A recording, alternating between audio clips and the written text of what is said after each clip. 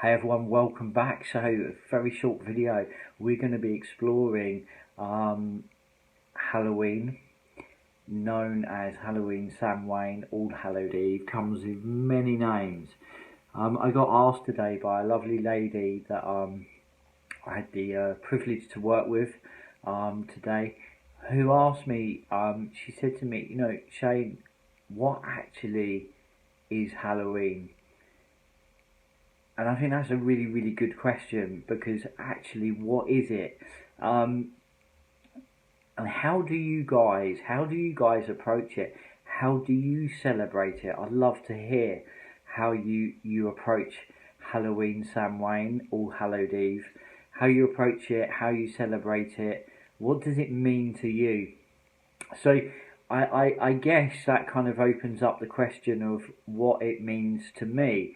And I think that, with all these times, these gateways within the wheel of the year, it's how we personally connect with them. You can look at a rough blueprint, you can kind of look at a rough outline, but I think it's really important, especially in these times, that we move away from maybe what we feel that maybe we should do, really trying to choose my words here, maybe that we feel we should do, to making it something that is very personal to us. Because as soon as we kind of put that passion and that energy and that personal connection into what we're doing, it comes alive. If it's purely just read from a book,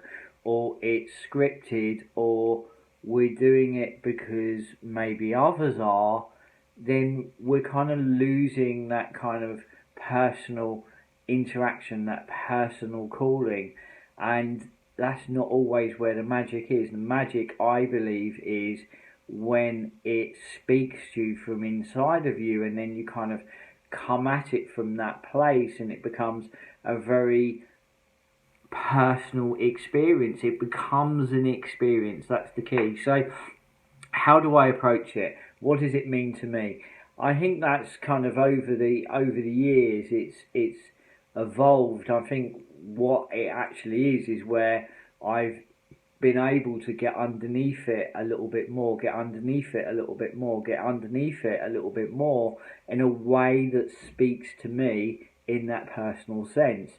And how I kind of approach it is that, or how Halloween appears to me, Samhain appears to me, and it is Samhain for me, is of a very old lady that tends to appear at this time within my awareness, with really long white hair and the most kind warmth in her face, within her wrinkles, within her dark eyes.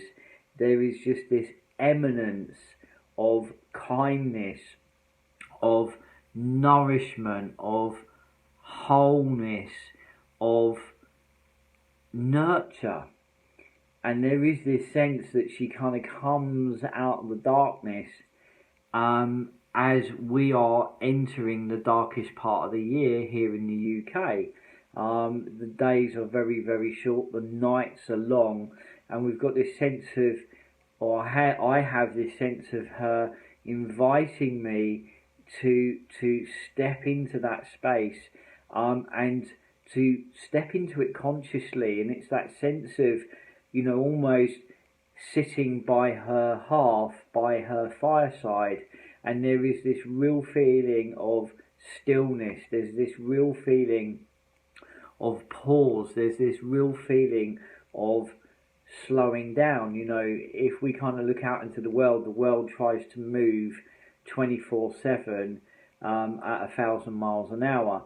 The earth is not designed in that way, and nor are we, and it's about gently just kind of trying to find that courage and that strength to reclaim our natural ways, And I say courage because I think it takes courage and strength to break away from the conditioning that we've been conditioned into. You know, over this last year, I've had the honour and this privilege to grow a lot of my own food, and learning from my dad as he learnt from his dad and the many people he come into contact with, and us gently passing that on to my little one, and that's a real privilege. But one of the things that I've really taken from that is a deeper connection to the rhythms. And as we, move into this time, everything's slowing down. There's a sense of kind of taking stock, and that's another thing that would have happened at Samhain. There was a sense of taking stock. Literally, that's where that saying has come from.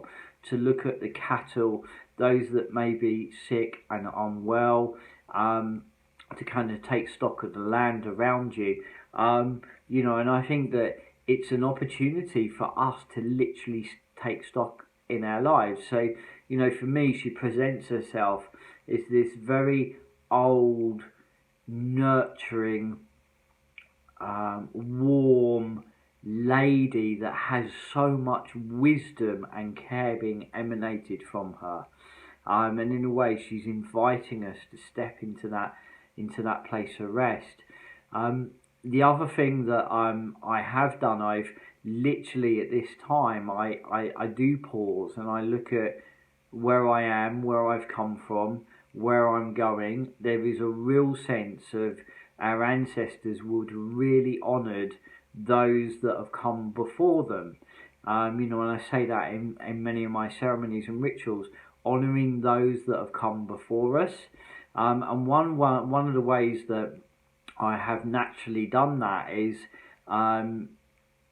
depending in the circumstances of where I am, the environments I'm in, where I find myself, is I have gently honoured a place at the table as I sit, and I break bread with those that I'm with, and normally it is a pumpkin or squash soup, and pumpkin bread and a dark ale. And there's a sense of honouring those that have come before us, and inviting them to the table, and also remembering those that we may have lost in this last year. It's a sense of being able to kind of bring them into our kind of our hearts. They're there, but it's that sense of connecting with them.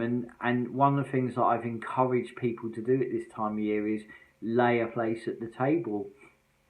Bring a physical representation of that space being created and provided. That sense of welcoming them to the table. And one of the things I've done with people that I've sat with is, gently think back. Who was one of your most prominent teachers, in your life. It be your mum, it be your dad, it be your grandfather, your grandmother, your sister, your brother, and share a story, share a story of an experience that you shared with them. And I think that's a really beautiful thing to do, to consciously and to go around that table and share those stories with supper, and then almost then light a candle and just all of you together just kind of emanate that kind of love, that heart, and allow that light to be carried to them. And I've experienced some very beautiful things where you suddenly see the flicker of the flame of the candle whilst that's being done silently. People have got a sense of someone standing behind them. The most beautiful things can happen. And it is, the veils are said to be finished at this time, and maybe that's why we remember them and we honour them. I think as the days get shorter, we become a little bit more introspective, and people do have those psychic experiences. It all kind of makes sense to me, and I think that when I got asked, so what is it about? For me, I'm just gently trying to strip away and look for the meaning within it. You know, for me, buying a pumpkin and knocking on people's doors, you know, not saying that that's wrong, but it's finding the deeper meaning underneath it. And also kind of, you know, gently making it playful for the children, you know, and telling stories, you know, and those magical stories that do exist, and maybe there's stories within your own family's traditions and your own family's experiences. Like I say, I'll be really interested to see how you celebrate and what it means to you as well. And you know, and it is that sense of, you know, honouring, and also maybe it's honouring, you know, friendships behind you, relationships behind you. You know, if people have gone through a very challenging year or a very difficult year and there's been a parting of ways, maybe it's an opportunity to also honour that as well and send light to that, and a thank you and a gratitude. I think that's also a very beautiful thing to do. And when it comes on to pumpkins, only today I found a number of these beautiful squashes, really, really beautiful, and they're not perfect, and that's what I love about them. So I've got 5 of these different, and they are really different. And you know, come the day of, me and the little one, we'll carve some mischief into these. And you know, the jack-o'-lantern sat on the window, and it was a sense of just dispelling negative energy, negative spirits and stuff. It was to scare them off, because they were roaming the land.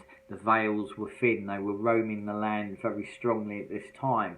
And the other beautiful thing to do with these is to make soup out of them, and then not throw them away. You know, whatever's left once you've carved into the soup pan, and then the squash itself, and they were traditionally squashes rather than pumpkins.